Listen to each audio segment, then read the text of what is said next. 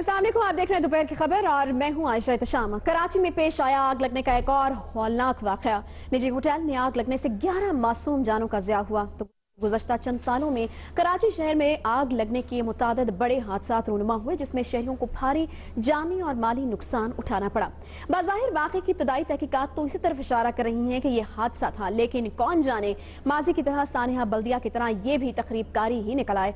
अगर मान भी लिया जाए कि यह हादसा था, तो आखिर शहरी हुकूमत और कराची म्युनिसिपल कॉरपोरेशन को इतना बाख्तियार क्यों नहीं बना दिया जाता कि ऐसे वाक़यात की सूरत में भारी नुकसान से बचा जा सके। मेयर कराची ने यही इख्तियारात और वसाइल का रोना रोया, जिससे पीपल्स पार्टी और सिंध हुकूमत बड़ी कसूरवार नजर आती है। क्या माजी की तरह इस तानहे के कसूरवारों को कैफरे के दांत तक पहुंचाया जाएगा? क्या कानून के हाथ इस मर्तबा भी बेबस हो जाएंगे? क्या होगा? इस तमाम सारी सूरत हाल पर यकीनन हम बात करेंगे अपने एक्सपर्ट से, अपने मेहमानों से। लेकिन सबसे पहले हम तला हाशमी की तरफ जाएंगे। नुमाइंदा जियो न्यूज़ कराची हैं, जो कि सुबह से ही बल्कि कल रात से ही हम देख रहे हैं कि तला किस तरीके से इस तमाम जो हादसा है उसको कवर करें। तला, अभी मैं जानना चाहूंगी कि यहाँ पर इस वक्त क्या सूरत हाल है, क्या क्या खबरें आ रही हैं, जख्मियों की हालत कैसी है? देखिए, जख्मियों में से बाज़ की हालत 3 ऐसे हैं जो कि गैर मुल्की हैं और मजबूरी तौर पर 7 ऐसे जख्मी हैं जिनकी हालत तशवीशनाक बताई जा रही है। कुछ बर्न केसेज हैं, जबकि ज़्यादातर वो केसेज हैं जो कि सफोकेशन की वजह से हुए, उनकी सांस और दम घुटा है, जिसकी वजह से उनकी हालत ख़राब हुई है। उनको नेबुलाइज किया गया। नेबुलाइज का यहाँ पर भी सिस्टम था। यहाँ पर जो रेस्क्यू वर्कर्स हैं उन्होंने यहाँ पर एक नेबुलाइज करने का उनको सिस्टम लगाया हुआ था कि फौरी तौर पर तबीब दाद दी गई और फिर करीबी जिन्हें अस्पताल मुंतकिल किया गया, जहाँ 3 गैर मुल्की हैं जो कि चाइनीज़ बताए जाते हैं, जबकि दीगर कुछ 4 और अफराद, 7 के करीब अफराद ऐसे हैं जिनकी हालत थोड़ी सी तशवीशनाक थी और उनको तिब्बी इमदाद दी जा रही है। बाकी जो लोग थे उनके जो केसेस थे वो इतने ज़्यादा नहीं थे, सफोकेशन के केसेस थे, तो उनको नेबुलाइज किया गया और फिर उसके बाद उनकी हालत अब ख़तरे से बाहर बताई जाती है। ये ज़ख्मियों की हालत थी, यौन अफराद की हालत थी जो कि इसमें मुतासर हुए थे। अब जो इस रीजेंट प्लाजा की जो सिचुएशन है वो ये है कि यहाँ से रेस्क्यू वर्क कंप्लीट कर लिया गया है। रेस्क्यू वर्कर जहाँ से जा चुके हैं, पुलिस यहाँ से जा चुकी है, एक हेल्प डेस्क कायम की गई है उन अफराद के लिए जिनका कुछ सामान यहाँ से मिसिंग है या जिनका कोई प्यारा यहाँ से मिसिंग है। अब तक 11 से ज़्यादा अफराद ऐसे हैं जिन्होंने अपने सामान के मिसिंग होने की रिपोर्ट कराई है, जबकि अब जो होटल इंतज़ामिया है उसने उस हिस्से को क्लियर किया है, पैसेज को क्लियर किया है, एंट्रेंस को क्लियर किया है और वहाँ पे जो अब चीज़ें मौजूद हैं जो कि जल चुकी हैं उन्हें हटाए जाने का अमल अभी जारी है। होटल को अभी फ़ाल नहीं किया जा सका। मैं आपको ये बताऊं कि 401 के तकरीबन यहाँ पे कमरे थे, ऑपरेशनल थे। 290 कमरों में यहाँ पर लोग मौजूद थे कल जिस वक्त यहाँ पे आग लगी थी। सही। अच्छा ताला, मुझे ये बताएगा कि तहकीकात और वो शवाहिद का जो सिलसिला था, आपने कहा कि टीम्स यहाँ से जा चुकी हैं, तो क्या वो तमाम शवाहिद लेके जा चुकी हैं या फिर तहकीकात के हवाले से अगर बात की जाए तो कहाँ तक पहुँची?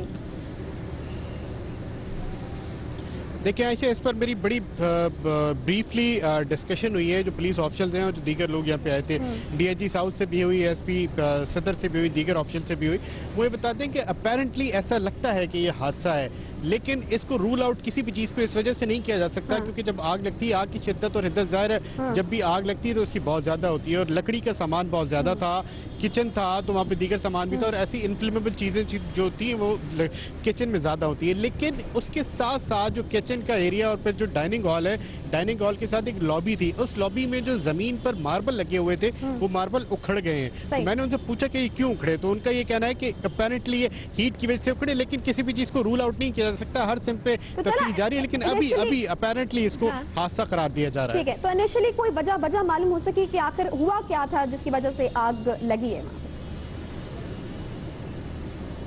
देखें, जो होटल मैनेजमेंट है वो तो इस सिलसिले में कोई हतमी बात बताने के लिए तैयार नहीं। उनका ये ज़रूर कहना था, जब ये सारी खबरें चली तो उसके बाद फिर मैनेजमेंट आई, बहुत घंटे बाद, कई घंटे बाद सिक्योरिटी ऑफिसर थे, उनके जो मैनेजमेंट के लोग थे वो आए और फिर उसके बाद उन्होंने मीडिया को अंदर विजिट कराया, उनसे पूछा, उन्होंने कहा जी किचन में आग लगी है। तमाम जो प्रिसाइजली इस पर कॉमेंट किया वो एसपी सदर ने किया। उनका कहना यह था कि जो होटल मैनेजमेंट थी उनको ये बताया गया कि कोई चूल्हा था, चूल्हे पे कोई काम हो रहा था, चूल्हे की वजह से आग फैली और आग फैलते फैलते इतनी फैल गई कि उसने 11 जाने ले ली और इतने अफराद मुतासिर हुए। तो अपेरेंटली ये फर्स्ट इन्फॉर्मेशन थी जो कि इनको दी गई और अभी इसको भी वेरीफाई किया जाना है। ठीक है, एक बहुत ही अफसोसनाक वाक़या। तला हाशमी, बहुत शुक्रिया, आप हमें अपडेट कर रहे थे। 11 जाने इस नतीजे में चली गई। फ़हीम सद्दीकी साहब, ब्यूरो चीफ कराची, हमारे साथ मौजूद हैं। फ़हीम सद्दीकी साहब, ये कोई पहला वाक़या नहीं है कराची में आग लगने का, मुतादिद वाक़यात कराची से ही रिपोर्ट होते हैं। ये एक बड़ी अफसोसनाक किस्म की बात है कि कराची से ही बार बार जो है वो आग लगने के वाक़यात रिपोर्ट होते हैं और बीच में कुछ ऐसे वाक़यात भी होते हैं जो बल्दिया फैक्ट्री जैसे वाक़यात होते हैं जिनके बाद में ऐसे ऐसे इंकशाफात होते हैं कि अकल दंग रह जाती है और एक बहुत ही इंसानियत सोज किस्म की जो चीज़ है वो हमारे सामने आती है। आपसे मैं जानना चाहूँगी कि आखिर ये जो आग लगने के नतीजे में नुकसानात होते हैं, आखिर मुर्द इल्ज़ाम किसको ठहराया जाए? हम देखते हैं कि शहरी हुकूमत जो है वो सूबाई हुकूमत से गिला करती हुई नजर आती है। आखिर आपके ख्याल में जिम्मेदार है कौन इस तमाम जो हादसात होते हैं उनका? और देखिए, जितने भी हादसात होते हैं इनकी जिम्मेदारी अगर हम देखी जाए तो वो इंतजामिया पर आयद होती है, इदारों पर आयद होती है, हुकूमत पर आयद होती है। हमारे यहाँ जैसे कि आपने भी कहा कि कोई पहली बार नहीं है कि इस तरह की कोई आग लगी हो। ऐसे पता नहीं कितने वाकयात हैं जो हमारे यहाँ तवातुर से पेश आते रहते हैं, उसमें कीमती जानों का ज़या होता है। बात यह है कि आखिर जब भी कोई ऐसा वाकया होता है तो उसके बाद हम ये चेक कर रहे होते हैं कि फलां इदारे ने अपनी जिम्मेदारी पूरी की नहीं की, फलां इदारे ने अपनी जिम्मेदारी पूरी की नहीं की।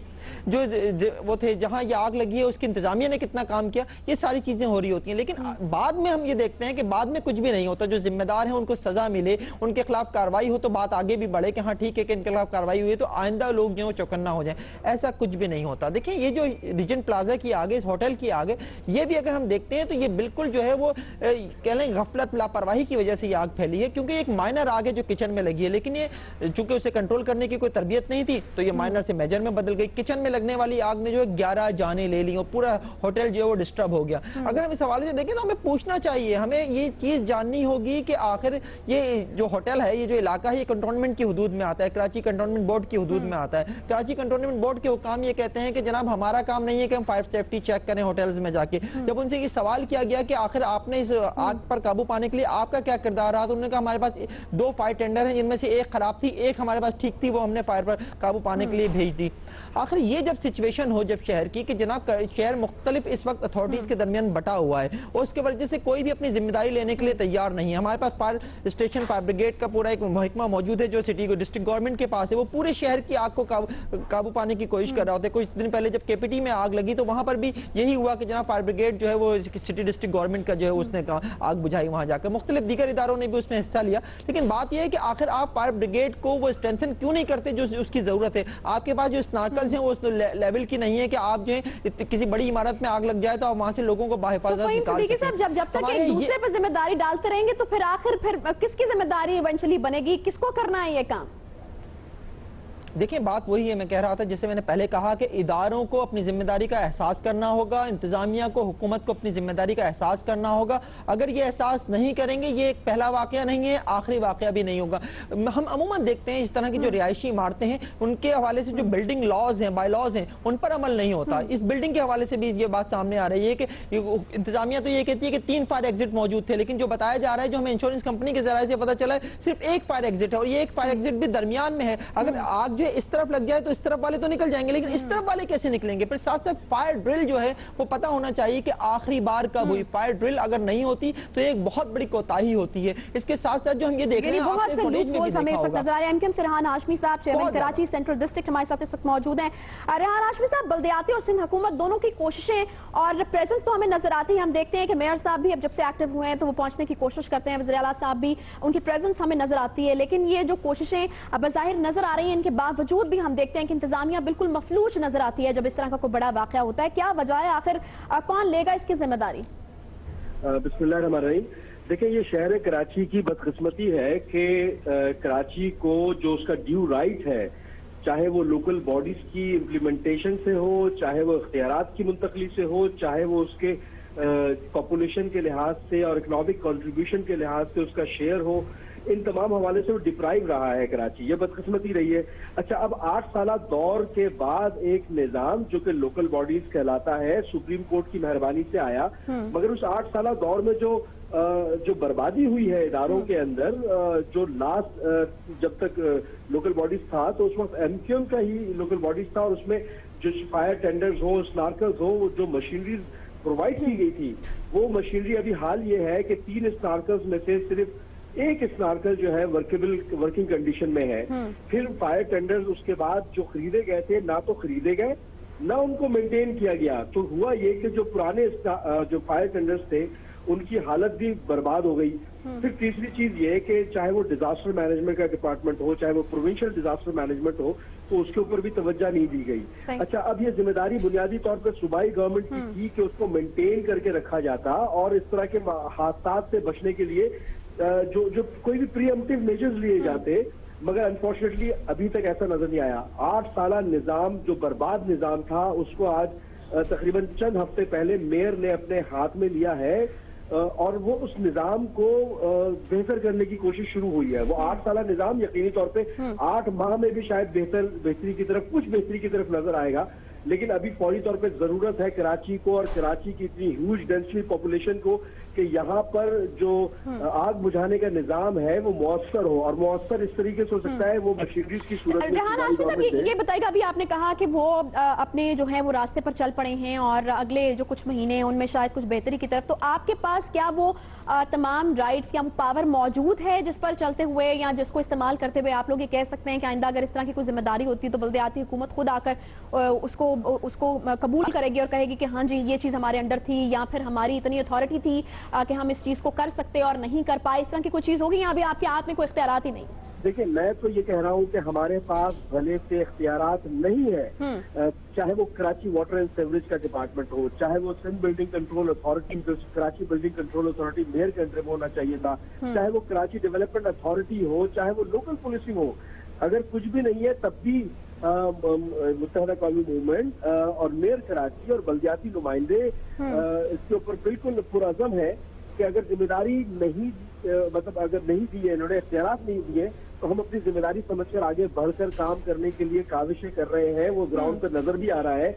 यहाँ तक के बुनियादी जरूरियात जो है, चाहे वो सिक्योरिटी के हवाले से हो, जो कि आग से बचने के तदारुक के इक़दाम हो, चाहे वो सैनिटेशन के मामला हो, पानी के मामला हो, के मामला हो। इन्हीं पॉइंट्स को लेकर हम रेहान साहब जाना चाहेंगे। सेनेटर आजिज धामरा साहब ने अभी पीपल्स पार्टी से ज्वाइन किया है। आजिज धामरा साहब, एक बहुत ही अफसोसनाक वाकया जो कि बज़ाहिर नजर आ रहा है कि सूबाई हुकूमत के अंडर जो चीजें आती थी और सूबाई हुकूमत इस वक्त हमें बुरी तरह से नाकाम नजर आई है। हम जो बिल्डिंग के हालात देख रहे हैं, जो सेफ्टी के हवाले से 3 चीजें रिक्वायर्ड होती हैं, फायर एक्सटिंग्विशर और इमरजेंसी एग्जिट, बिल्डिंग स्ट्रक्चर, ये जो हम देख रहे हैं, ये तमाम जो चीजें थी, कहा जा रहा है कि इमरजेंसी एग्जिट भी, जैसे कि फहीम सिद्दीकी साहब ने बताया कि एक ही फाल थी, कहा जा रहा है कि 3 थी, तो ये जो सारी चीजें हैं, ये आखिर कौन देखता है, किसके अंडर आती है? अगर इतना बड़ा कोई हादसा होता है तो फिर जिम्मेदारी किसकी होती है? फिलहाल तो सूबे में आपकी हुकूमत।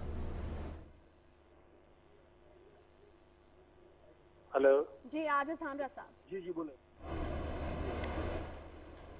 जी हेलो। जी, आजिज धामरा साहब। जी, अच्छा मुझे बिल्कुल आवाज नहीं आई सिग्नल प्रॉब्लम की वजह से। ठीक है, सेनेटर साहब अब आपको आवाज आ रही है? जी अभी आप। हाँ जी, आजिज धामरा साहब, एक बहुत ही अफसोसनाक वाकया कराची में पेश आया है। जानना मैं आपसे ये चाहूंगी कि आप क्या समझते हैं और क्या इस वक्त जो सूबाई हुकूमत है वो इसकी जिम्मेदारी कबूल करती है कि कुछ कोताहियां हुई जिसकी वजह से ये हादसा हुआ? देखिए जी, हादसा तो हो जाते हैं, अनफॉर्चुनेट हादसा हो जाते हैं। वैसे सिंध हुकूमत जब से टीम तब्दील हुई है, पूरी तवज्जो के साथ सिंध हुकूमत काम कर रही है, पूरी रिस्पॉन्सिबिलिटी के साथ, और कराची हो या पूरा सिंध हो, हम अपनी जिम्मेदारियों के साथ। हेलो जी मैं सुन रही हूँ, जारी रखिए। हेलो हेलो आजिज धामरा साहब, आपकी आवाज आ रही है, आप जारी रखिए। हेलो जी धामरा साहब। सेनेटर आजिज धामरा साहब को एक बार फिर से हम कोशिश करेंगे, और ये बहुत मुश्किल से हमें ये गेस्ट पीपल्स पार्टी से मिले थे। आपको ये भी बता दें कि पीपल्स पार्टी से हमने बहुत सारे लोगों को ट्राई करने की कोशिश की कि वो आकर इस मौजू पर हमसे बात करें, लेकिन शायद बहुत सारे लोग इस पर बात करने के लिए राजी नहीं थे। सेनेटर साहब की मेहरबानी कि वो आए तो सही, लेकिन आप कोशिश करते हैं कि दोबारा उनसे रब्ता हो जाए। PTI से उमर सरफराज चीमा साहब लाहौर स्टूडियोज में हमारे साथ तशरीफ रखते हैं। उमर सरफराज चीमा साहब, आप इस तमाम सूरत हाल को किस तरह से देख रहे हैं? यकीनन आपकी मौजूद है PTI की सिंध में भी, कराची में भी, तो जानना आपसे ये चाहूंगी कि अगर अभी जो इस वक्त चपकलिश चल रही है सूबाई हुकूमत और बल्दियाती हुकूमत के दरमियान, आपको उसको किस तरह से देख रहे हैं? और अगर ये मजीद कुछ अर्सा इसी तरीके से चलती रही है तो फिर कराची के या सिंध के लोगों का पुरसाने हाल कौन होगा? शुक्रिया। लेकिन आज ये इंतहाई एक अफसोसनाक वाक़या हुआ है, और जितनी भी इसकी मज़म्मत की जाए वो यकीन काम है। और आपने बिल्कुल ठीक कहा प्रोग्राम के शुरू में कि कराची एक ऐसा शहर है कि जिसमें आए दिन हम ख़ास तौर पर ये आतिशगर्दी के हवाले से जो हादसात हैं, वाक़यात की अक्सर इस चीज़ की खबर मिलती हैं। लेकिन अभी आपने जो रेहान हाशमी साहब और डामर साहब, आजिज साहब का जो आपने बयान सुना कि जी डिप्राइव रहा कराची, अगर डिप्राइव रहे तो अवाम डिप्राइव रहे। ये दोनों जमातें जो हैं, ये पिछले 30-40 साल से अगर आप देखें, ये बार बार मतलब इकट्ठे मिल के भी हुकूमत में ये लोग रहे हैं। और ये कह देना या सिर्फ ये पॉइंट स्कोरिंग की बात नहीं है कि किसी पे इल्ज़ाम आयद करने की बात नहीं है। जब कोई ऐसा वाकया होता है उसके बाद सिर्फ एक दिन या 2-4 घंटे के लिए मुज़ामती बयानात से काम नहीं चलता, या एक दूसरे के ऊपर एक दूसरे पे अभी पीपल्स पार्टी वाले साहब कहते हैं कि हम अपनी जिम्मेदारियां निभा रहे हैं, तो अगर ये भी निभा रहे हैं वो भी निभा रहे हैं, जिम्मेदारियां निभा रहे हैं, तो फिर कोताही और नाअहली किसकी है? अब इस हाथ से अगर आप वाकये से पहले देखें, जितने भी ये बायलॉज की बात जो सदीकी साहब भी कर रहे थे, यकीनन ये इंतज़ामिया के जो है नाअहली इसमें सामने आती है कि अगर जो है प्रॉपरली अगर उस वाक़े से पहले जो है इंतजामात नहीं किए गए आतिशबाजी से बचने के लिए, और फिर अगर ऐसा वाक़या हो जाता है उसके बाद किस तरीके से उसको उसका डैमेज कंट्रोल कैसे होता है, या किस तरीके से उसको जो है सपोर्ट फोर्स वहाँ पे सर्विस वहाँ पहुँचती है, उस हवाले से तो यकीनन अभी हाशमी साहब ने खुद इस चीज़ को एक्सेप्ट किया कि उसमें नाअहली है। और ऐसे वाक़यात के अंदर यकीनन मैं समझता हूँ कि ज़रूरत इस बात की होती है कि आइंदा के लिए कम अज़ कम जो है बेहतर लाएमल बनाया जाए, और ये कह देना कि जी हम डिप्राइव रहे, हमारे पास रिसोर्सेज नहीं रहे। कराची कोई इंटीरियर शहर का कोई गांव कस्बा नहीं है, एक सबसे बड़ा पाकिस्तान का मेन शहर है, और जिसके ऊपर तमाम तर हुकूमत की तमाम तवज्जो जो है कहने को तो आती है कि जी वहाँ ऑपरेशन भी चल रहा है, वो सारी चीज़ें। इसके बावजूद ये कहना कि इदारों की पुलिस लॉ एंड ऑर्डर के हवाले से या दूसरे जो ज़िले इंतज़ामिया के वसाइल के हवाले से अगर कोई कोताही की जाती है, तो फिर यकीनन इस जबकलश का नुकसान जो है वो अवाम को ही भुगतना पड़ेगा, खमियाजा भुगतना पड़ेगा, क्योंकि ये लोग अपने सियासी मफादात के लिए तो इकट्ठे हो जाते हैं, लेकिन अवाम के मसाइल के हल करने के लिए मैं समझता हूँ कि सिर्फ टीवी पे बैठ के एक दूसरे पे सिर्फ जो है तनकीद की जा सकती है। सही। माइजा हमीद साहब आप PMLN से हमारे साथ मौजूद हैं, इस्लामाबाद से हमें ज्वाइन कर रही हैं। माइजा बहुत शुक्रिया शो में ज्वाइन करने के लिए। माइजा आपसे मैं ये जानना चाहूँगी कि इस वक्त बिल्कुल एक बहुत ही अफसोसनाक और बड़ा हादसा कराची में पेश आया, और ये कोई पहला वाक़या नहीं है। जिस तरह कि मैंने पहले बात करते हुए फ़हीम सदीकी साहब से भी कहा कि आए रोज़ हमें जो है कराची से कोई ना कोई आग लगने की जो खबर है वो मिलती है, लेकिन कराची में इस वक्त अगर गवर्नमेंट के हवाले से सिचुएशन देखी जाए तो बहुत ज़्यादा एक चपकलिश सूरत हाल है कि अगर मेयर कराची हैं तो वो भी पहुंचे और उन्होंने इख्तियारात के वसाइल का रोना रोया कि इख्तियारात नहीं है। दूसरी तरफ सूबाई हुकूमत कहती है कि वो काम कर रही है। तो आप चूंकि वफाकी हुकूमत हैं और इवेंचुअली जो जिम्मेदारी है वफाकी हुकूमत पर भी आती है, आप लोग क्या कोई रोल प्ले कर सकते हैं या कर रहे हैं? ये इख्तियारात के हवाले से अगर बात की जाए तो कराची हमें एक लावारिस शहर नजर आता है, ना उस तरफ है ना उस तरफ है, बिल्कुल एक डिवीजन नजर आती है, जिसकी वजह से वो एक दूसरे के ऊपर इल्जामात तो डाले जाते हैं लेकिन फिर इवेंचुअली जिम्मेदारी जो है वो कोई कबूल नहीं करता। देखिए, सबसे पहली बात तो ये है कि आज बिलावल भुट्टो साहब जो हैं तकरीर कर रहे हैं और बता रहे हैं कि हम लोग जो हैं 2018 में हम इक़्तिदार संभालेंगे या वो ख्वाब देख रहे हैं, तो फिर उनको ये भी सोचना चाहिए कि कराची की क्या सिचुएशन है और कराची में क्या परफॉर्मेंस है। कराची को छोड़ दें, पूरे सिंध की क्या परफॉर्मेंस है वो देख लें, रूरल सिंध की क्या परफॉर्मेंस है, उनके रूरल सिंध में क्या हालात हैं। आज का जो इंसिडेंट है ये पहला इंसिडेंट नहीं है, पहले भी ऐसे इंसिडेंट होते रहे हैं, लेकिन कोई रिस्पांस टाइम जो है इनका बिल्कुल जो है इतना लेट रिस्पांस टाइम था कि जो है विक्टिम्स जो हैं वो बढ़ते जाते हैं और इनको असर तब भी नहीं होता जब तक मीडिया पे चैनल्स पे ब्रेकिंग भी चल जाए, तब भी शायद कोई सरबराह या कोई चीफ मिनिस्टर या कोई मिनिस्टर वहां पे पहुंच के कोई भी रेस्क्यू एफर्ट्स को जो है और देखे या ओवरसी करे। इस तरह की सिचुएशंस काफी सीरियस होती हैं, तो मैं ये पहला वाकया नहीं है। सो मैं ये भी नहीं समझती कि MQM और पीपल्स पार्टी दोनों ही ऑब्वियसली गवर्नमेंट का हिस्सा रही हैं। पिछले 5 साल में कोई ऐसा सिस्टम नहीं बनाया गया जिसमें रेस्क्यू एफर्ट्स जो हैं वो डिफरेंट बनाई जाएं, कुछ कंप्यूटराइज्ड बनाई जाएं, या पता चले कि कोई जो बिल्डिंग की जो बिल्डिंग को बनाने का तरीका था या बिल्डिंग का जो एग्जिट की जगह थी या दीगर जो रेस्क्यू की चीजें होती हैं, क्या वो जो है चीजें पूरी की गई थी बिल्डिंग बनाने से पहले या नहीं। तो मैं ये समझती हूँ कि यहाँ पे तो बिल्कुल ही अंधेर नगरी है, जो मर्जी चाहे जब मर्जी चाहे वो कराची में करता जाए। मौजूद है, छोटा सा ब्रेक मुझे यहाँ पर लेना पड़ा, न्यूज़ अपडेट ब्रेक के बाद वापस आते हैं। दोपहर की खबर के साथ रहिए।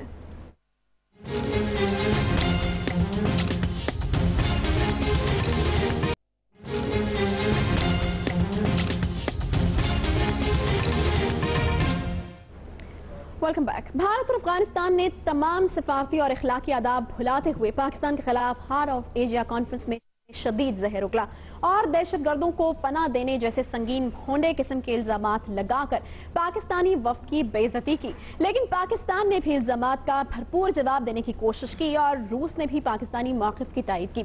हालिया पाक भारत कशीदगी के बाद ये सवाल उठता रहा कि पाकिस्तान को इस कॉन्फ्रेंस में शिरकत करनी भी चाहिए थी या नहीं, लेकिन वफ्द भेजा गया और फिर इनसे भारतीय हुकाम का नारवा सलूक भी देखने में आया और भारतीय सदमोहरी भी।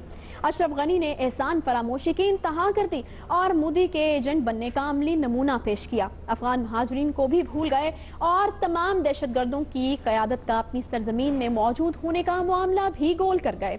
जब पाक भारत मुज़ाकरात में ब्रेक थ्रू की उम्मीद ही ना थी तो इस दौरे से क्या हासिल हुआ? सवाल ये भी है कि क्या मुशर खारजा दुरुस्त तरीके से अपने मौक़िफ़ की तायीद कर पाए? क्या वक्त आ गया कि पाक, चीन और रूस मिलकर भारत और इसके इत्तेहादियों के खिलाफ इत्तेहाद बनाकर खित्ते में ताकत का तवाज़ुन बरकरार रख सकते हैं? इस तमाम सूरत हाल पर बात होगी। माइज़ा, सबसे पहले मैं आपकी तरफ जाना चाहूंगी और ये अहम सवाल चाहूंगी कि जो मकसद आप लोग हार्ट ऑफ एशिया कॉन्फ्रेंस से हासिल करना चाहते थे वो हो गया आपको हासिल? कॉन्फ्रेंस अटेंड करने का मकसद ये था कि पाकिस्तान जो है वो किसी भी फोरम पे अपना जो है जो भी इशू हैं वो हम अपने रजिस्टर कराएंगे। हम आइसोलेशन में नहीं रहते। हमने हार्ट ऑफ एशिया कॉन्फ्रेंस में जाके अपना मौक़िफ़ जो है साफ जो है टेबल पे रखा। मैं ये समझती हूँ इट इज़ वेरी इंपॉर्टेंट कि हम ऐसी मीटिंग्स, ऐसी कॉन्फ्रेंसेस पे से जो है साइडलाइन ना हो, क्योंकि यही इंडिया चाहता है। कश्मीर का जो इशू है जो अपने वजीर कहते हैं कि इलामिया बनाते हुए ही साइडलाइन कर दिया गया, हाई कमिश्नर को बात नहीं करने दी गई, तो फिर क्या मकसद तो फिर नहीं पूरा हुआ? नहीं, पूरी बात मेरी बात कश्मीर जो है, कश्मीर का जो भी इशू है उस पे भी जो है बड़ी सख्त किस्म के लहजे में और बड़ी अच्छी बात की सरताज जदीद साहब ने। दीगर इश्यूज पे भी जो है उन्होंने पूरी तरह बात की। मैं समझती हूँ कि सबसे ज्यादा इम्पोर्टेंट बात ये होती है कि आप टेबल पे अपना मौक़िफ़ रखें, आप अपने आप को आइसोलेट ना करें, आप अपने एक कॉन्फ्रेंस से क्विट ना करें। अलबत्ता जो इंडिया का बिहेवियर था वो आपके सामने है। ये बिहेवियर जो है ये पूरी दुनिया देख रही है और इस बिहेवियर को कंडेम भी पूरी दुनिया कर रही है कि इस तरह किसी भी मेहमान के साथ नहीं करना चाहिए था जो इंडिया ने किया। मैं समझती हूँ कि इस तरह के बिहेवियर को ये उनकी लीडरशिप शो करते की अक्कासी करती है कि क्या उनकी लीडरशिप जो है किस किस्म की इमेच्योरिटी शो करती है जब उनके घर मेहमान आते हैं। और बेसिकली देखें, मौक़िफ़ तो पाकिस्तान ने अपना हर जगह पे रखना है। पाकिस्तान एक इंडिपेंडेंट न्यूक्लियर स्टेट है, हमने अपना मौक़िफ़ जरूर देना है, लेकिन आगे से जो रिएक्शन आती है वो कंडेमेबल है। दिफाई तजक्कार शहजाद चौधरी साहब हमारे साथ मौजूद हैं। शहजाद चौधरी साहब, माइज़ा साहिबा की बातें आप बिल्कुल सुन रहे थे। किस हद तक आप इस चीज़ से इत्तेफाक करते हैं कि जो हम करना चाह रहे थे मकसद पूरा हो गया? उन्होंने नारवा सलूक किया लेकिन हमने जो किया वो ठीक किया। किस हद तक दुरुस्त है ये बात और आपको ये फैसला किस हद तक दुरुस्त लगता है? क्योंकि इस पर बहुत बहस हुई कि पाकिस्तान को हार्ट ऑफ एशिया में जाना चाहिए या नहीं जाना चाहिए, लेकिन इवेंचुअली पाकिस्तान ने फैसला किया कि देखिए, इसके तीन हिस्से हैं मेरी नजर में। एक तो ये कि पाकिस्तान का ये फैसला कि जाना चाहिए या नहीं जाना चाहिए, और मेरे हाल में पाकिस्तान का जाना बिल्कुल दुरुस्त था। पाकिस्तान एक फाउंडिंग मेंबर है सारी प्रोसेस का। ये जो हार्ट ऑफ एशिया कॉन्फ्रेंस का जो सोच, और उसको अपनी जगह हर किसी नहीं छोड़नी चाहिए थी। भारत की यही कोशिश थी कि पाकिस्तान नहीं आता तो पाकिस्तान को इफेक्टिवली सार्क भी कैंसिल हो चुकी थी और फिर आउट करने का एक वो दिया जा सकता था, इंप्रेशन दिया जा सकता था। तो उसको पाकिस्तान ने जाके उसको न्यूट्रलाइज किया। फिर उसके बाद दूसरा हिस्सा वो है जो कि आने वापसी का था, यानी जिसके अंदर के जिस किस्म का बर्ताव अगर सरताज जदीद साहब के साथ हुआ या हमारे साथियों के साथ हुआ या हमारे हाई कमिश्नर को बात नहीं करने दी गई, वो एक ऐसा रवैया और एक ऐसी चीज जो कि भारत जैसे मुल्कों से नहीं देता। भारत जो अपना कद काट इलाके में रखना चाहता है उससे बहुत नीचे था। लेकिन जो मेन सब्सटेंस था उसके ऊपर हम आते हैं, जो असल में कॉन्फ्रेंस के अंदर हमें एक मौका। देखिए, मैं एग्री करता हूँ कि पाकिस्तान को कभी अपने आप को आइसोलेट नहीं करना चाहिए, हर मल्टीलैटरल फोरम पे जाना चाहिए। भारत के अंदर हो भारत, और इससे बड़ा क्या मौका था कि भारत के अंदर खड़े होकर पाकिस्तान का दिफा इस अंदाज में किया जाता है। मेरी नजर में जो स्पीच दी सरताज जदीद साहब ने, शायद उनकी शख्सियत के हिसाब से, उनकी सोच के हिसाब से वो मुनासिब, लेकिन महला पाकिस्तान को जिस किस्म के इल्जाम का निशाना बनाया गया उसके हिसाब से उसके मुताबिक जवाब हमने नहीं दिया। हमने वो बातें बड़े ही एक जिसे कहते हैं डिप्लोमेटिक अंदाज में उनका जिक्र किया आपके मुल्क के अंदाज के अंदर, इस हद तक के सरताज अजीज साहब वापस आके भी समझ रहे हैं। ठीक है शहजाद चौधरी साहब, आपका पॉइंट आ गया। मैं अपनी टीम से चाहूंगी कि वो आपको दोबारा से लाइन मिला ले। कुछ थोड़ी डिस्टॉर्शन मुझे फील हो रही है, शायद आवाज़ क्लियर नहीं आ रही। उमर चीमा साहब की तरफ उतनी देर हम जाते हैं, वापस आकर शहजाद चौधरी साहब से कुछ अहम बातें भी हमें पूछनी है। उमर चीमा साहब, ये वही बात जो अपोजिशन हमेशा कहती रही है कि ठीक है बात तो की जाती है, और उन्होंने भी कहा कि ठीक है वहाँ पर जाकर फोरम पर आप गए, उसको यूज़ किया, ठीक है बहुत अच्छी बात है, लेकिन वही चीज़ जो आप लोग कहते रहे हैं कि अग्रेशन की कमी थी या जिस तरीके से अपना केस रखना चाहिए था उस तरीके से रखने में नाकामी हुई। देखिए, सबसे पहले तो ये कि बावजूद इसके कि हुकूमत से हमारे जितने भी इख्तलाफात हैं, लेकिन मैं समझता हूँ जो पाकिस्तानी एनवॉय के साथ जो वहाँ पे जो हाई कमिश्नर और जो सहाफ़ियों के साथ जो रवैया इख्तियार किया गया भारतीय हुकूमत की जानिब से, हम उसकी सख्त मज़ामत करते हैं। लेकिन ये जो कहा जाता है कि इससे तो कोई दूसरी राय नहीं है कि बिल्कुल पाकिस्तान को आइसोलेट नहीं होना चाहिए, लेकिन इट्स वेरी अनफॉर्चुनेट कि पाकिस्तान के नाहल और करप्ट हुक्मरानों की वजह से आज पाकिस्तान आइसोलेट होता जा रहा है। आपके सामने वो कहते हैं ना कि आप नमाजें माफ़ कराने गए थे तो रोज़े गले पड़ गए, वहाँ जाके जो इल्ज़ामात की बौछार अफगान प्रेसिडेंट ने की है उसके, वो तो एक अलार्मिंग एक सिचुएशन है पाकिस्तान के लिए कि हम बार बार ऑपोजिशन ये कह रही है पिछले 3.5 साल से कि हमें एक इफेक्टिव फॉरेन पॉलिसी चाहिए, एक फॉरेन जो है परमानेंटली एक फॉरेन मिनिस्टर चाहिए जो मामलात को देखे। और आपके सामने एक नतीजा आज ये है कि यहाँ पे एक तरफ हम पिछले 16 साल से अपने जो है अरबों डॉलर इस पर खर्च कर चुके हैं, दहशतगर्दी की जंग के ऊपर हजारों फौजी मरवा चुके हैं, मासूम जानें गंवा ली हैं, और दूसरी तरफ ये कि हमारे इमीडिएट हमसाये जो हैं वो हमारे ऊपर ही इल्जामात लगा रहे हैं, बजाय इसके कि हमें सपोर्ट करें इस जंग के अंदर मामलात को जो है पीस की तरफ ले जाने के, वो मामलात को मजीद उलझा रहे हैं, मजीद हर्डल्स क्रिएट कर रहे हैं। और हमारी हुकूमत की जानिब से देखें, जिस तरह अभी मार्शल साहब ने भी कहा कि सरताज अजीज साहब का भी जो मौक़िफ़ था वो उसके अंदर वो जो अग्रेसिव जो रिक्वायर्ड था और जो जिस तरीके से पाकिस्तान का मौक़िफ़ पेश किया जाना चाहिए था उसके अंदर वो जान नज़र नहीं आई। हुकूमत की बहरहाल उसके अंदर नाअहली है, और इसकी सबसे बड़ी बुनियादी वजह यह है कि जो हुकूमत को जो हेड कर रहा है शख्स, वो सिर्फ और सिर्फ अपने पनामा लीक्स के अंदर करप्शन केस के ऊपर फोकस किया हुआ है। हुकूमत की सारी कैबिनेट का सुबह शाम टीवी में बैठ के सवाए नवाज शरीफ की करप्शन को बचाने का और कोई फोकस ही नहीं है।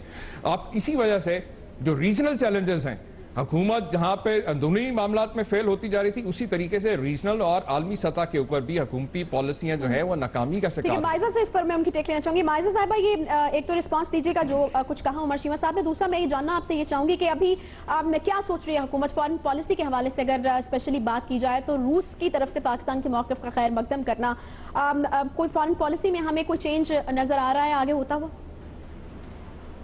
देखिए, उमर चीमा साहब को पहले तो अपने गरेबान में झांकना चाहिए। जब कश्मीर का इशू हुआ और जब कश्मीर के इशू पे डिबेट हुई तो उमर चीमा साहब की पार्टी किधर थी? मरी में सैरें कर रही थी। कश्मीर का इतना बड़ा इशू था, पार्लियामेंट सारी इकट्ठी हुई थी, सब लोगों ने जो है अपना। उमर चीमा साहब आपसे मैं आप इंटरनेशनल बात करें, आप बताएं ना कि आपकी हुकूमत क्यों नहीं जवाब दे सकी? ये पीटीआई अपना ऑपोजिशन का रोल प्ले कर रही है। आप लोगों का ये मसला कि असल जवाब है नहीं है।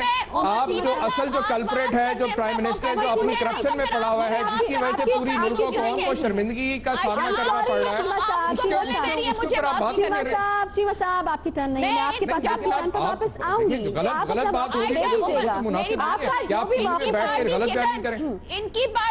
इनकी पार्टी किधर थी जब कश्मीर का मौक़िफ़ था? इनकी पार्टी जब हमारी हुकूमत आएगी हम बिल्कुल हम जवाब दे भी होंगे, हम जवाब भी देंगे। आप लोग हुकूमत कह रहे हैं, जवाब आपको देना है। उमर चीमा साहब, बड़ी तकलीफ होती है लेकिन आप इंटरनेशनल इश्यूज पे इंटरेस्टेड नहीं है, आप पाकिस्तान के इश्यूज में इंटरेस्टेड नहीं है। अगर आप पाकिस्तान के इश्यूज में इंटरेस्टेड होते तो आप पार्लियामेंट में आते और पार्लियामेंट में अपना मौक़िफ़ देते।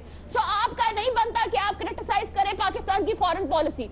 दूसरी बात यह है कि देखिए जी, सरताज अजीज साहब ने बड़ा हार्डकोर किस्म का अपना स्टांस दिया है, देखें, लेकिन अफगानिस्तान जो है अगर उन्होंने इस तरह की रिएक्शन दी है तो मेरा ख्याल है ये गलत रिएक्शन थी। हमने भी महाजरीन को काफी देर यहाँ पे रखा और हमें इस किस्म का जो है इंडिया का टाउट बनना नहीं चाहिए था अफगानिस्तान को, लेकिन मैं ये समझती हूँ कि जो पाकिस्तान का स्टांस था वो बड़ा स्ट्रॉन्ग स्टांस था और अगर इंडिया ने ये डिस्करेज करने के लिए हमें इस तरह का रिएक्शन दिया है कि हम कश्मीर का इशू ना उठाएं, तो हम ये बिल्कुल नहीं करेंगे। Prime minister Nawaz Sharif adamant है कि हम हर इंटरनेशनल फोरम पे कश्मीर का इशू भी उठाएंगे और विद एविडेंस दिखाएंगे कि क्या ह्यूमन राइट वायलेशंस हो रही हैं, इंडिया कर रहा है, और पूरी दुनिया को ये शो करेंगे। तो मैं ये समझती हूँ कि जब हम इंटरनेशनल या फॉरेन पॉलिसी की बात करें तो फॉरेन मिनिस्टर हो या फॉरेन एडवाइजर हो, जो आज गए हैं, उन्होंने आज एक स्ट्रॉन्ग किस्म का स्टांस दिया है, जिसका रिएक्शन इंडिया ने बहुत इमेच्योर दिया है। मैं ये समझती हूँ इस किस्म की इमेच्योरिटी पहली दफा हमने देखी है इंडिया में, या ये चेंज ऑफ लीडरशिप है, आई डोंट नो व्हाट है, लेकिन prime minister Nawaz Sharif being the third time prime minister, उन्होंने एक एक्सट्रीमली मैच्योर स्टांस लिया है और अपने फॉरेन एडवाइजर को एक ऐसे फोरम पे भेजा है जहां पे पाकिस्तान का मौका होना जरूरी था। जवाब देना जरूरी है। उमर जी, गुजारिश ये है, पाकिस्तान तहरीक इंसाफ ने कश्मीर और कश्मीरियों के हक के लिए हमेशा उनका साथ दिया है और उसके लिए आवाज उठाई है। जहां तक बात ये कर रहे हैं हुकूमत की मेजॉरिटी की, आयशा मुझे आप ये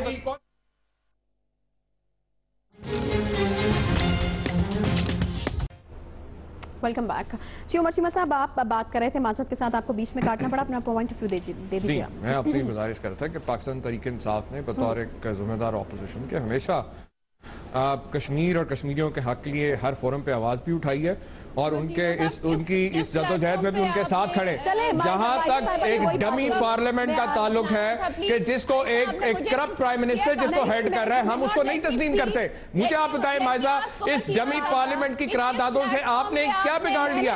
आप लोगों ने आज तक कश्मीर के लिए क्या किया? इसके अंदर गुजारिश ये कि जो मैच्योर रवैये की आप बात कर रही हैं, देखें जो आप प्राइम मिनिस्टर के मैच्योर रवैये की बात कर रही हैं, अगर आपको याद हो प्राइम मिनिस्टर आपके हिंदुस्तान जाते हैं, वहां पे कश्मीरी लीडरों से नहीं मुलाकात करते, अपने बिजनेस पार्टनर से अपने बेटे की मुलाकात कराने पे ज्यादा उसको तवज्जो देते। इसी तरीके से आपका वो कुलभूषण यादव पकड़ा जाता है, मोदी आपको धमकियां देता है, आपके पानी रोकने की बात करता है, आपके लाइन ऑफ कंट्रोल की वायलेशन करता है।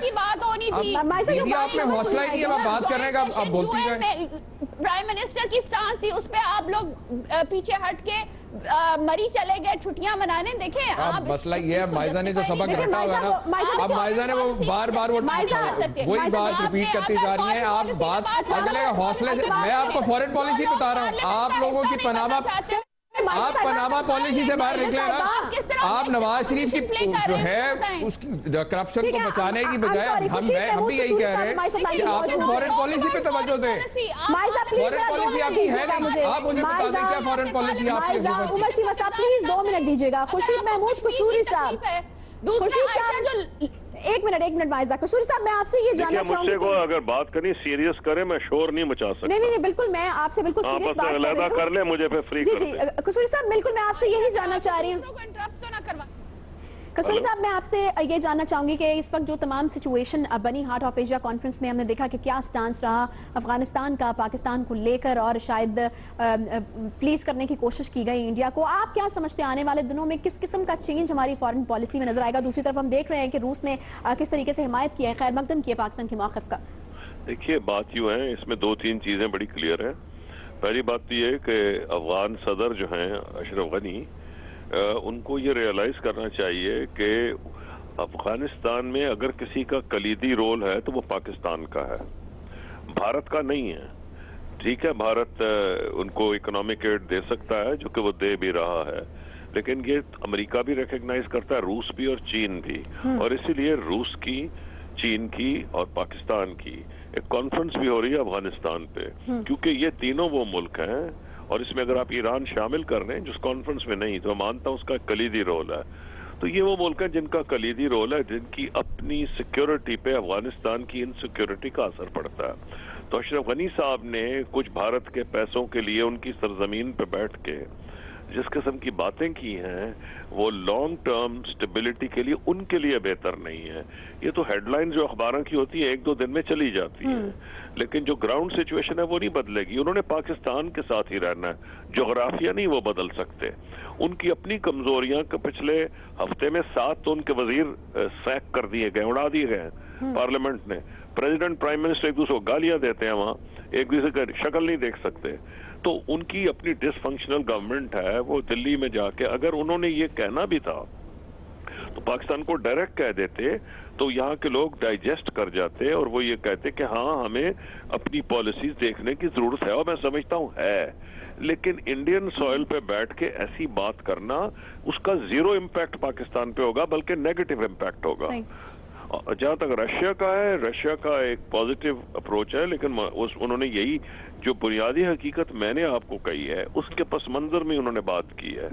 जो उन्होंने ये कहा है कि अगर आपने पाकिस्तान को वहां बैठ के तनकीद का निशाना बनाया तो ये कॉन्फ्रेंस पाकिस्तान इंडिया की नहीं थी, ये डिप्लोमेटिक आदाब के भी खिलाफ है। ये heart of Asia conference Afghanistan में स्टेबिलिटी इसलिए थी कि इसने दूसरे मुल्क इसलिए शामिल हुए हैं कि 1979 से देखा गया है कि अफगानिस्तान की इनसिक्योरिटी दीगर ममालिक को भी लपेट में ले सकती है। तो इसको इंडिया पाकिस्तान अखाड़ा नहीं बनाना चाहिए था। नरेंद्र मोदी साहब तो इलेक्शन की खातर जो यूपी और पंजाब की हैं उसको इस्तेमाल कर रहे हैं। नंबर 2, कश्मीर में जो ग्रोस ह्यूमन राइट्स वायलेशन, जो बच्चों को की आंखों का ज़या है, उनकी बिनाई छीनी गई है, उनको वहां शहीद किया गया, उनको जख्मी किया गया हजारों की तादाद में, उसका वो वहां से हटाना चाह रहे हैं। तो ये क्या अशरफ गनी को बात समझ नहीं है? तो अशरफ गनी ने बड़ी शॉर्ट साइटेड पॉलिसी अपनाई है और मेरा ख्याल है कि उनको बहुत जल्द इस बात का अंदाजा होगा कि ये पॉलिसी जो है चल नहीं सकती पाकिस्तान के साथ। कसूरी साहब, तो आगे पाक चीन रूस अलायंस के किस हद तक ब्राइट चांसेस आपको नजर आ रहे हैं? किसके जी? पाक चीन रूस अलायंस की अगर बात की जाए। देखिए, अलायंसेस इस तरह नहीं बनते क्योंकि उनकी बड़ी रेमिफिकेशंस होती हैं। अलायंस दुनिया में बड़े कम है। अभी तो चाइना और पाकिस्तान हालांकि इतने करीबी दोस्त हैं, हमने उस किस्म का फॉर्मल अलायंस इसलिए नहीं बनाया कि जब आप अलायंस बनाते हैं तो आप एक सिग्नल भेजते हैं दुनिया को कि हम एक मिलिट्री अलायंस बन रहे हैं, तो उसका फितरी तौर पर रिएक्शन आता है। हमें अलायंस बनाने की क्या जरूरत है? हमारे वैसे ही हम alliance, we are allied policy में। जो इस वक्त रूस ने अपने फौजी भेजे हैं ऐसे मौके पे, उरी के बाद जब नरेंद्र मोदी की हुकूमत ने सख्त एतराज किया था, तो उससे को बड़ा सिग्नल हो सकता था। तो ये अलायंसेस इस तरह नहीं होता कि एकदम बैठ के आप अलायंस बनाने, मिलिट्री अलायंस, और वो तो वैसे ही बदनाम हो गए हैं। ये क्योंकि अमेरिका ने शुरू किया था अलायंसेस बनाने एक जमाने में, हम भी उन अलायंसेस का हिस्सा रहे हैं, सीटो सेंटो वगैरह। तो अभी पाकिस्तान एक बड़ा मुल्क है, दुनिया की 5वीं 6वीं बड़ी फौज है, दुनिया की वाहिद मुस्लिम न्यूक्लियर पावर है। हमें कोई इस पे घबराने की जरूरत नहीं। हमें अपना हाउस पुट इन ऑर्डर करने, गवर्नेंस बेहतर करने की जरूरत है। को भारत के 4 बयानात से घबराने की नहीं जरूरत है। सही, ठीक है। खुर्शीद महमूद कसूरी साहब हमारे साथ मौजूद थे। शहजाद चौधरी साहब की तरफ मैं जाऊंगी। शहजाद चौधरी साहब, बिल्कुल ये अलायंस की बात तो कसूरी साहब ने हमें समझा दी कि किस तरीके से वो ठीक नहीं होते, या फिर हम वैसे ही उन्होंने कहा कि साथ मिलकर काम करेंगे। शहजाद चौधरी साहब शायद लाइन पर मौजूद नहीं है। उमर शीमा साहब, यही सवाल लेकर मैं आपकी तरफ आ जाती हूँ। मैं चाहूँगी सियासी बहस से ज़रा बेहतर है कि अगर हम कोई तामीरी बात कर लें। तो ये जो रूस की जो स्टेटमेंट है, या रूस का जो मकदम करना है पाकिस्तान की स्टेटमेंट को, और जो अशरफ गनी के इल्जामात हैं उनकी तरदीद करना है, ये किस हद तक पॉजिटिव और किस तरीके से पॉजिटिव साबित हो सकता है पाकिस्तान के लिए? आने वाले दिनों में आपको कोई साथ चलते हुए बेहतर मकासद के लिए नजर आ रहे हैं दोनों ममालिक? देखिए, जैसे अभी कसूरी साहब ने भी फरमाया कि यकीनन जो रशिया की जो स्टेटमेंट आई है वो उसको हम पॉजिटिवली ले सकते हैं, स्पेशली जो रीजनल जो चैलेंजेस है उसके हवाले से, और जो आने वाले दिनों के अंदर जो डेवलपमेंट्स हो रही हैं पूरे रीजन के अंदर उस हवाले से। लेकिन जो पाकिस्तान के जो स्ट्रेटेजिक जो चैलेंजेस के जो दरपेश हैं उस हवाले से अगर आप देखें, जो पाकिस्तान का अफगानिस्तान के साथ जो एक नेक्सस बनता है, और अभी रिसेंट जो रिएक्शन आया ये हार्ट ऑफ एशिया कॉन्फ्रेंस के अंदर, उसके बाद यकीनन पाकिस्तान को ज़रूरत है कि इफेक्टिव अपनी एक फॉरेन स्ट्रेटेजी अपनाए, क्योंकि